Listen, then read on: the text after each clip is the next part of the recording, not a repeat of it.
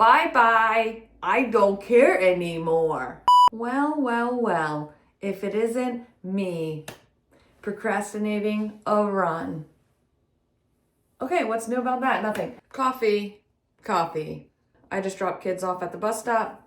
Kids are off to school. I have my first long run since getting sick. It's fine. London Marathon is in 5 weeks. Is it? Yeah, actually. Okay. Today's run is 1 hour. Here's the thing. I missed my 1 hour run last week. You're supposed to run 30 minutes one way, turn around, run 30 minutes back. If you go past the point where you started, you did your second half too fast. If you didn't get to where you started, your second half was too slow. If you finish where you started, your pace is even, which is the good thing. So I'm supposed to do that. I was supposed to do that last week. I'm going to do that today.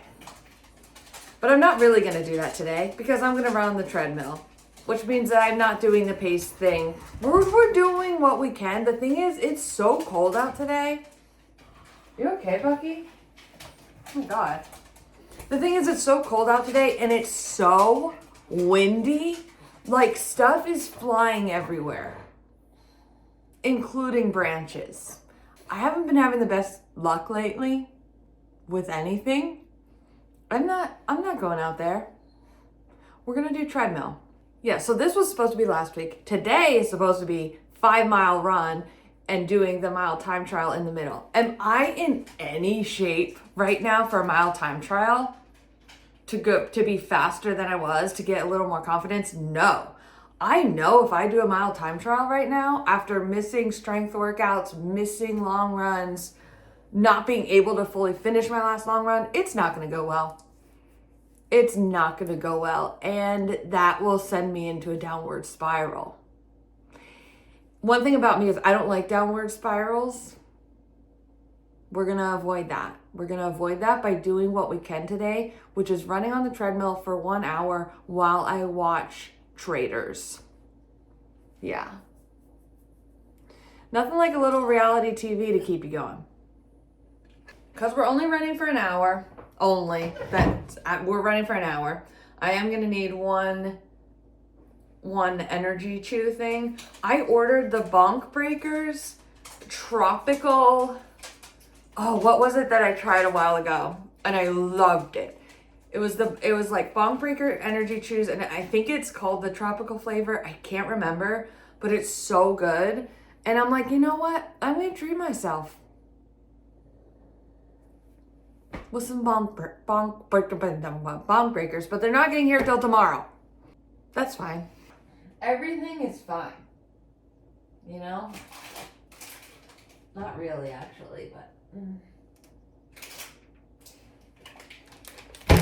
We still have some of these. Not a big fan of grape, but this grape specifically is not bad. Okay.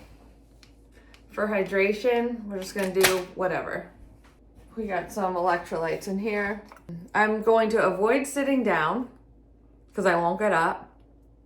I'm going to ignore the mess that is my life and my house. That can be dealt with later or never. And I'm going to put on my running playlist to give me energy to get ready for the run. Those are my 3 solid tips that I pretty much use every time that I don't want to get out for a run. I hope they help you as well. Especially if you're toward the end of a marathon training or at the end of any training cycle, you're just so over it. The allure of a new thing, a new shiny thing to chase is done. Bye-bye. I don't care anymore. So at this point is where getting out for the runs is no longer fun and exciting. It is strategically forcing yourself out no matter what, unless you are not well. Okay, that was a good talk. Now I don't know. Okay, I'm getting irritated at how long this is taking me to get to this workout because it's been an hour since I last filmed that clip and I haven't started. So it's annoying. Anyway, these are the shoes I'm wearing and I decided I am wearing these for the marathon. I went to Baltimore yesterday to be on the Believe in the Run podcast. No, well, it's called The Drop, but it's the Believe in the Run people. And I was asking them, I actually have a video I filmed with Megan to translate my words of why I love these shoes into actual shoe techie lingo. I drove all the way to Baltimore to figure out why the I like these shoes so much. So I'm with Megan from Believe in the Run, who's going to translate my words into shoe lingo. Yeah, and Erin brought here the Adidas Adizero Evo SL. You can tell I wear them because they're dirty and stinky. Okay, so first thing I want to talk about is they're lightweight. Yes, so there's a couple factors here, but primarily this mesh. So the upper here, it's very minimal. There's not a lot of padding. There's a little bit around the collar and heel just to add that comfort, but otherwise this is a very minimal upper. Okay. The other thing is it's hard to walk from running. I want to keep running. Yeah, so that's going to be this really bouncy foam that they call Light Strike Pro. Okay. This is the same foam that they put into their race day shoe, the Pro 3. So what they did is they took the foam from the race day shoe, removed the plate, and gave you a big stack of it right here. Okay.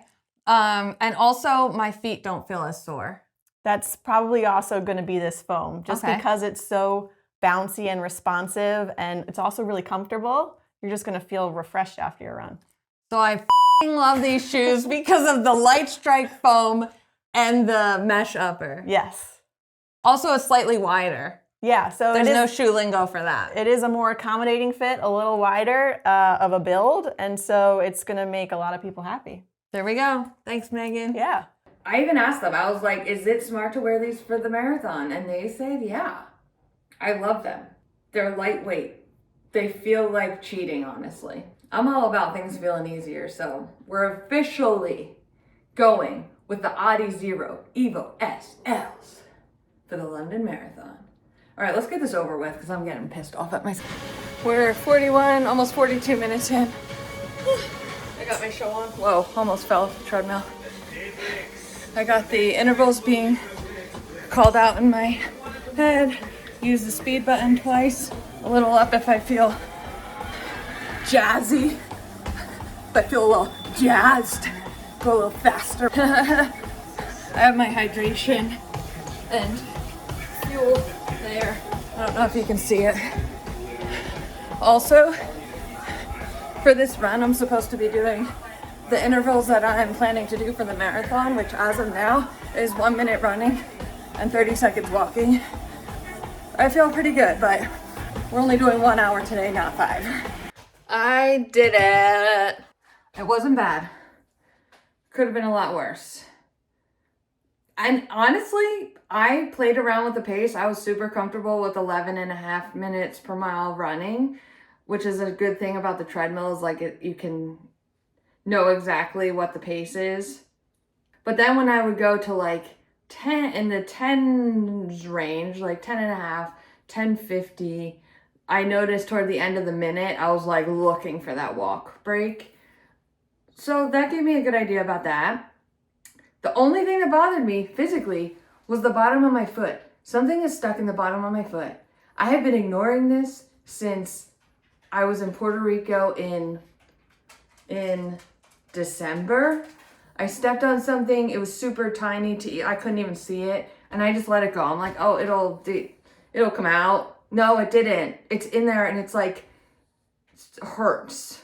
It's building scar tissue or something around it. Or maybe it's coming out of my foot. I don't know, but it hurts. It felt like a splinter. It felt like a splinter's in my foot. I'm going to get some Epsom salt and do a soak, see if I can see something in there, because I don't want this stupid thing to be the issue that's like holding back my training. So we need to deal with this. We need to deal with this before my next long run. Let's put it that way. What was I gonna say?